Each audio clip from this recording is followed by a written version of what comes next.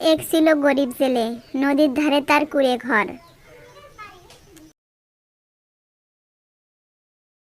অভাবের মাঝেও একদিন ভাগ্যবশত সে ধরল 3টি বিশাল আকারের মাছ। সে ঠিক করলো এই মাছ তিনি নিজে স্বয়ং রাজার কাছে নিয়ে যাবেন।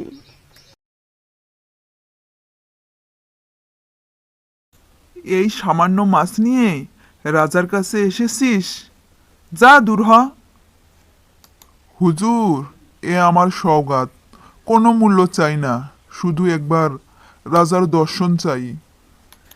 আচ্ছা, ঠিক আছে, তোকে আমি যেতে দেব, যদি তুই উপহারের অর্ধেক মূল্য আমাকে দেস।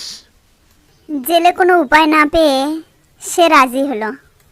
ঠিক আছে, আমি যা পাবো তার অর্ধেক ভাগ তোমাকে দেব। এই বলে জেলে রাজপ্রাসাদে প্রবেশ করল।